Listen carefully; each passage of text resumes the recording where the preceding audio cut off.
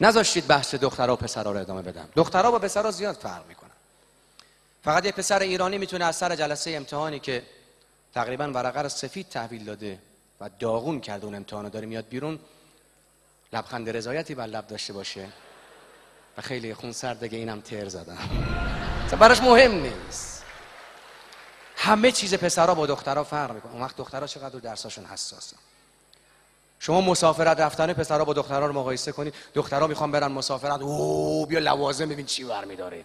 اول از همه یک کیف لوازم آرایش بسیار مجهز، 3-4 تا مانتو، 20 تا شال مختلف، باد بزن، سشوار، مسواک، خمیردندون، شامپوهای مختلف. اون وقت پسرها میرن مسافرت، یه زیر شلواری، یه قلیون، تنباکو، خلاصه مفید، بدون هیچ مانع، راحت. نگاه کنید خودتون. واکنش ها نسبت به این که مثلا دختره دانشگاه قبول میشه یا پسره. حالا مدرسان شریفی بوده چه بهتر دیگه، وقتی ادامه میده چه شکلی میشه داست. دختر وقتی دانشگاه قبول میشه دوستش بهش میرسه. سارا قبول شده، سحر میرسه بهش. سارا چه مبارک دانشگاه قبول شدی.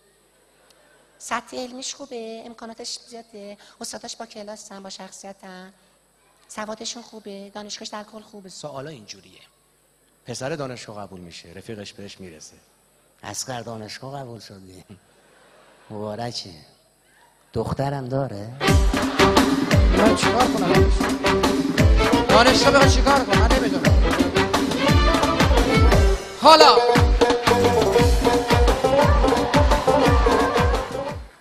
رضا بیا بریم مدرسان شریف سطح علمون ارتقا بدیم. چقدر میخوای بی سواد بمونی؟ بس دیگه، بیا به خودمون بیایم. الان وقتش رسیده. بذار یه خاطره براتون بگم از رضا رشیدپور. میگفت تو کافی شاپ نشسته بودم تک و تنها توی سر یه میز، تو حال خودم بودم. یه دختر بسیار زیبا و خوشتیپ به من نزدیک شد، آروم صورتش آورد جلو، گفت ببخشید آقا شما تنها هستی؟ رضا گفت من یه خورده فیگورم عوض کردم، صدا رو انداختم تو گلو، صدامو کلوف کردم، گفتم خانم من خیلی وقت تنهام. بعد میگم اون دختر گفت پس ببخشید من این صندلی رو بردارم اونجا، ما صندلی کم داریم. آدم میتونه قضایه بشه. صندلی میخواسته، صدا کلوف میکنه. بعد این روزها رضا جان ماشاءالله خیلی تغییر کردی، قهوه‌ای شدی.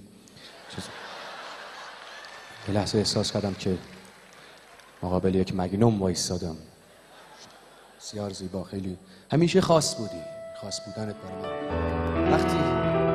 وقتی نوازش های چنگالی و خرچنگی گل می کند در دست های سربی و سنگی، وقتی در این دنیای بی روح و مدرنیزه چیزی نمی بینی به غیر از فقر فرهنگی، وقتی نمی خواهند باشی بین آدم ها، وقتی که می گویند بد یمنی بد آهنگی، وقتی تمام شهر را یک بار میگردی در حسرت یک جو صداقت یا که یک رنگی،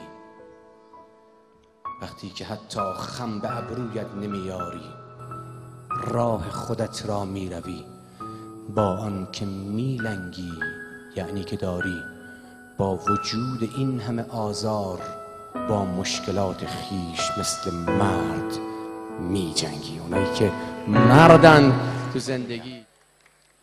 رضا رشیدپور میگه من صابون خریدم، رفتم همون خودم کف کردم، صابونه کف نکرد. عمق فاجعه ببین کجاست.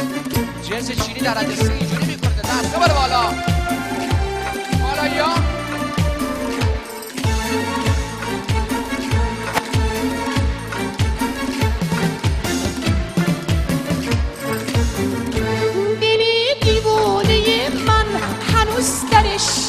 گفت یکی از بدترین چیزهایی که در دستشویی تمرکز آدمو به هم میزنه اینه که سیفون نشتی داشته باشه و قطره قطره بیفته پس گردنه.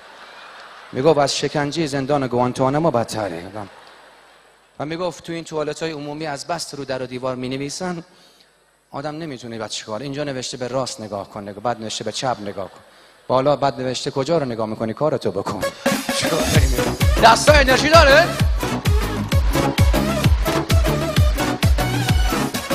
شیرین عمره شیرین شیرین جون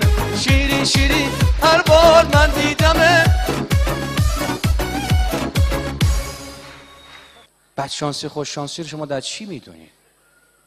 رضا رشیدپور میگفت بعضیا انقدر تو زندگی شانس دارن، طرف داره تو خیابون میره یه ساک پر پول پیدا میکنه، میره اصلا مسیر زندگیش عوض میشه. همین آقای مقدم میدونه بعضیا انقدر خوش شانسن، میان مدرسان شریف رو انتخاب میکنن برای ارتقاء سطح علمیشون، یهو به یه جاهایی میرسن که برای خیلی‌ها دست نیافتنیه. اون وقت رضا رشیدپور میگه من انقدر بد شانسم، گفت تو خیابون داشتم میرفتم، تو پیاده‌روی سکه 25 تومانی دیدم، خم شدم بردارم خشتکم پاره شد. 20 تومن 20000 تومن رفت داد دوبل فرض بدید. شانس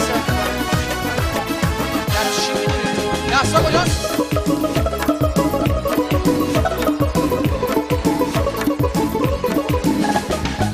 از بالای جرن آرناز نو گل باغ جنارناز تو عشق یعنی از همه دل میبری تو که مدرسان شریفی داره.